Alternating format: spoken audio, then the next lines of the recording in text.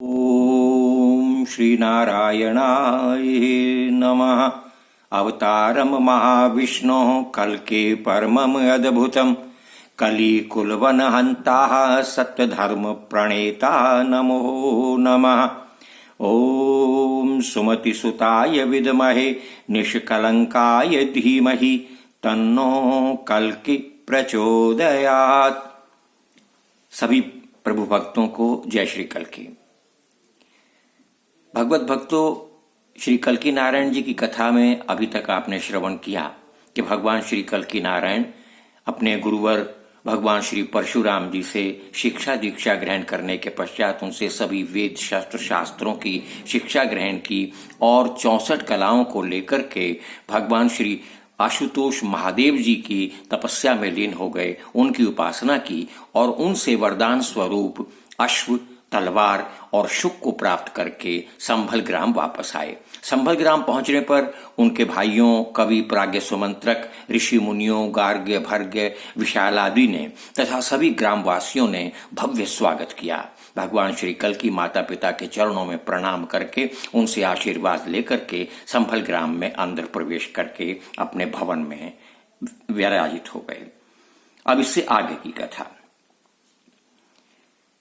परम पावन महातीर्थ नैमिषारण्य में शौनकादि 88,000 ऋषियों को कथा सुनाते हुए श्री सूत जी महाराज कहने लगे, यद्दोर्दंड कराल सर्प कबल ज्वाला ज्वलद विग्रह नेतु सतकरवाल दंड दलिता भूपाक्षिति क्षोभका शश्वत सैंधव वाहनो द्विज जने कल्कि परात्मा हरिम पायात सत्ययुगादिकृत्स भगवान धर्म प्रवृत्ति प्रिय। सभी श्रोताओं को ऋषि मुनियों को कहा, हे ऋषि मुनियों, राजाओं के शरीर जो इस कलिकाल में भयंकर अनाचार और अत्याचार करने पर जुटे हुए होंगे, सिंधु देश से अश्वरोही लेकर के, सुंदर अश्व लेकर के, सफेद अश्व पर सवार होकर के ब्राह्मण वंश में उत्पन्न भगवान श्री कल्कि नारायण जो सत्य और धर्म को इस पृथ्वी पर फिर से अवतरित करेंगे, वो आप लोगों की रक्षा करें, आप पर कृपा करें। ये कह करके सूत जी महाराज ने आगे की कथा आरंभ की। जब भगवान श्री कल्कि नारायण संभल ग्राम वापस आए शिक्षा ग्रहण करने के पश्चात और अश्व, तलवार और शुक लेकर के, तो एक सिंहासन पर विराजमान हुए हैं और वहां ग्रामवासी उनके दर्शन करने के लिए उपस्थित हो गए हैं, भीड़ लग गई है। उसी समय महिष्मती राज्य का राजा विशाखयूप भगवान को प्रकट हुआ जान करके संभल की ओर चल पड़ा है। ये महिष्मती नगरी कहां है?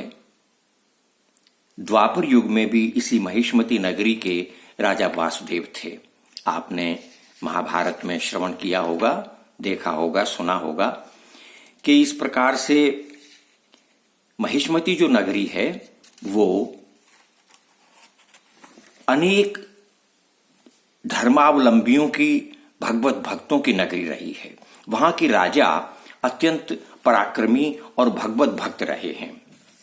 ये नगरी उड़ीसा के गंगाम से लेकर के रेवा नदी के साथ साथ, नर्मदा नदी के साथ साथ, यानी पूर्वी तट से, मध्य भारत के पूर्वी तट से लेकर के पश्चिमी तट तक फैली हुई है, जिसे कुछ समय पूर्व चुली महेश्वर भी नाम दिया गया है। इसी नगरी में, इसी राज्य में संभल राज्य भी, संभल ग्राम भी आता है। ऐसा वर्णन किया है वेद व्यास जी भगवान ने कि कल्केरंशा पुरो जाता साधवो धर्म तत्पर गर्ग भर्ग विशालाद्या ज्ञातयस्तदनुव्रता विशाख यूप भूपाल पालितास्ताप वर्जिता ब्राह्मणः कल्किमालोक्य परां प्रीतिम उपागतः। ये संभल राजा विशाखयूप के राज्य में आता है और ये राज्य महिष्मती का है। वहां से परम प्रतापी भगवत भक्त महाराज विशाखयूप संभल ग्राम पहुंच गए हैं। उस समय भगवान श्री कल्की नारायण अपने अश्व पर सवार होकर के तलवार लेकर के शुक सहित नगर के बाहर की ओर एक उपवन में एक वट वृक्ष के नीचे गर्ग भर्ग विशाल आदि तथा अन्य गणमान्य ग्रामवासियों के साथ विराजमान हैं, बैठे हैं। जो ही दूर से विशाखयूप ने देखा, भगवान श्री कल्की नारायण जी के स्वरूप को देखा, उनकी आंखें एक पलक टकटकी बांध करके उन्हें देखती ही रह गई। उनकी शोभा को, उनके मुख सौंदर्य को देखते ही देखते उनकी दंडवत प्रणाम करके उनके चरणों में गिर पड़ा और महिष्मती का राजा विशाखयूप जो परम प्रतापी है, भगवत भक्त है, वो पूर्ण वैष्णव हो गया। उसे शांति प्राप्त हुई, मनो उसको रोमांचित हो गया उसका शरीर, और मानो उसने स्वर्ग लोक की संपदा प्राप्त कर ली हो।